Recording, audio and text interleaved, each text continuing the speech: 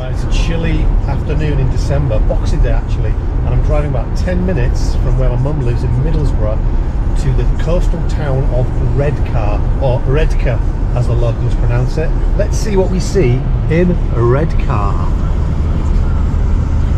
It's almost like being in Dubai, except it's like 3 degrees. So here we are, Redcar Beach, popular with dog walkers and also the Boxing Day swimmers who go out. It's already finished today, a couple of hours ago. But there you go, this is what Redcar Beach looks like.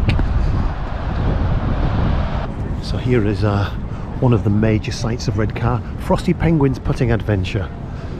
So if you want to go and play crazy golf, then this is where you come. You come from Redcar? I do. I moved here just over a year ago, but then I was born in Middlesbrough, so... Oh, right, so was I. At the beginning of the 19th century, Redcar had about 400 people living here, mainly fishermen, I'm guessing. But then, due to its proximity to Middlesbrough and the Industrial Revolution, things took off. It became a Victorian seaside place. So I'm just reading here on Wikipedia that the name Redcar, it's like an unusual name, isn't it, Redcar? It's got nothing to do with cars that are red. It actually originates from the Norse word of marsh, which is car, and then the red bit is probably reed, so reed marsh, that's what it means, reed marsh. This is a nice quiet part, isn't it? A nice modern building, that wasn't there when I was a kid. Look at this monument here to Mo Molan, Redcar MP for quite a few years. She's got her own little monument.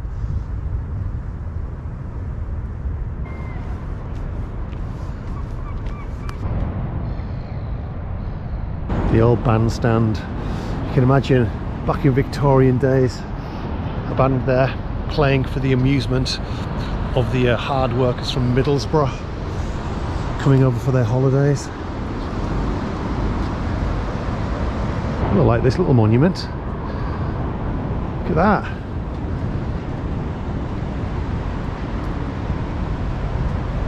Redcar's got quite a few little new monuments. Left luggage, 2007.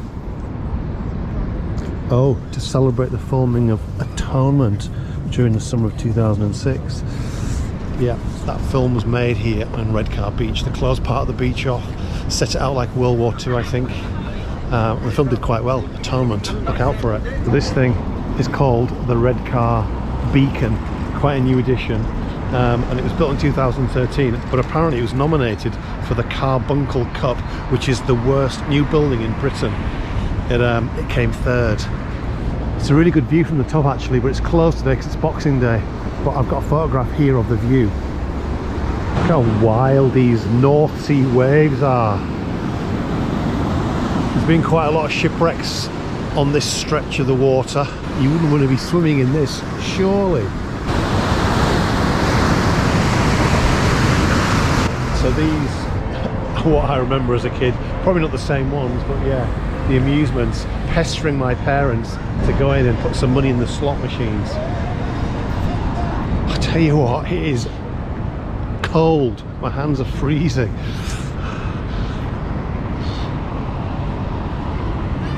I'll tell you something else that wasn't here when I was a kid. The Hub.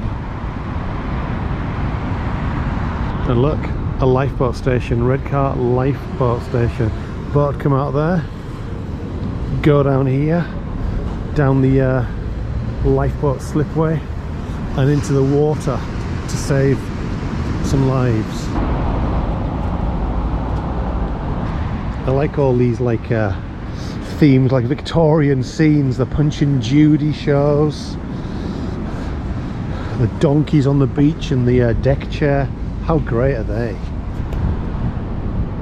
And another fantastic monument. I'm not sure what it is. Is it a harpoon? So this behind me is Redcar's most famous museum, the Zetland Lifeboat Museum. It's free entry, but it's closed, unfortunately, but it contains the oldest lifeboat built in the world. I think it was built in 1802. And there's a picture up there of it looking like it's saving some crew's life from some deadly storm.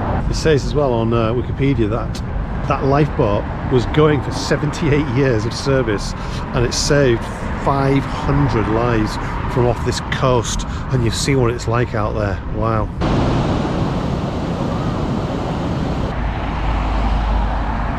And you know something that's always heartening to see when like a businessman branches out from one area to another, like Terry here.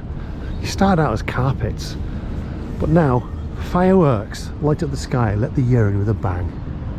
Well done, Terry. Right, here is the remnants, the anchor from the wreck of a Finnish sailing vessel, the Birger. So the story of this ship, the Birger, is quite tragic really. It set sail from Spain in 1898 with its cargo of salt, bound for Scandinavia. But along the way, things started to go wrong, and off the coast of Norway, it almost reached its destination. It started to drift off course, and it drifted back across the North Sea, this sea behind me, all the way to this part of the coast, where it was battered and bruised. Its masts were falling down. They sent the lifeboats out, but to no avail. 15 of the crew were on board, and only 3 survived. Right, I've moved away from the sea, and I've come to Redcar town centre. Let's see what we find down here. Vivaldi Pizza. Over there, Big Booze. Well, judging from this part of Redcar, closing down sail, boarded up windows. The town can't be doing that well. It's a shame really, isn't it? Because actually there's some pockets of beauty, and it's got good childhood memories for lots of people, I'm guessing, from Middlesbrough. This is the famous Redcar clock tower, built as a memorial to Edward VII, who apparently was a frequent visitor to Redcar. There he is.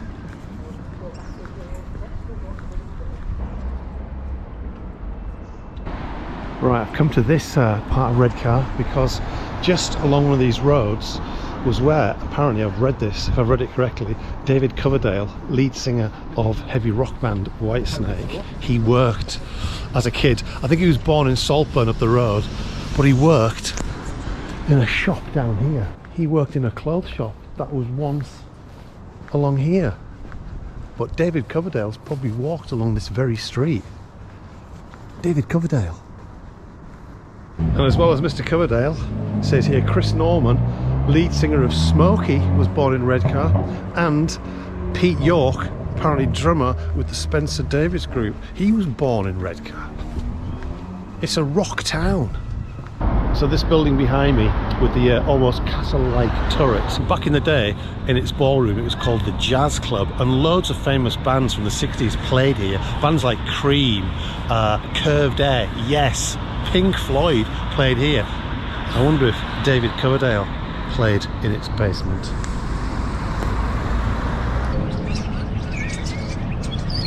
Right, I'm back in the car because it's a little bit of a drive, but I want to go somewhere that I've never been to before in Redcar. I didn't even know it existed until I did a research for doing this video. I hope it's going to be as exciting as I think it will be. Let's go.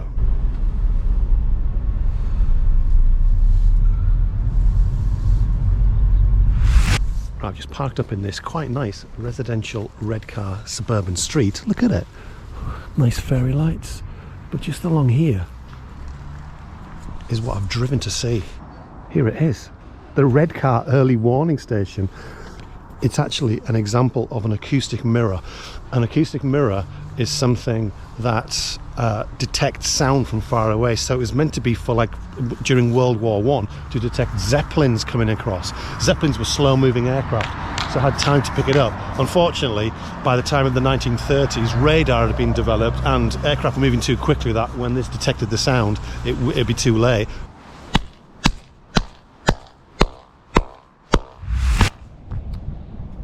So this is my final stop. I've driven slightly south of Redcar to a place called South Gare. Do not enter. Be warned, deep water, dangerous tides.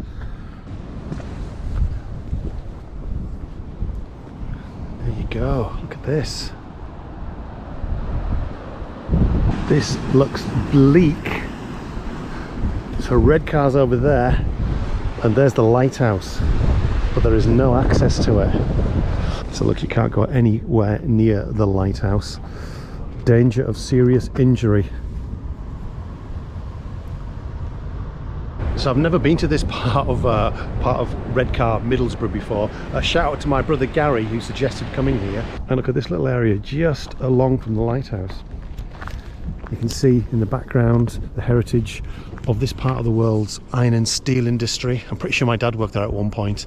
And steel from over there once made it across the oceans to Australia and the Sydney Harbour Bridge. Let's go down and see these boats a little bit closer.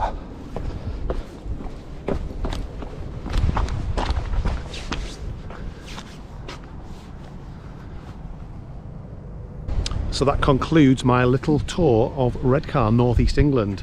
So if you're sick of seeing places like Whitby and Saltburn, then maybe take a trip to Redcar, like plenty of people from Middlesbrough have done in the past, and I'm sure will continue to do so. Redcar.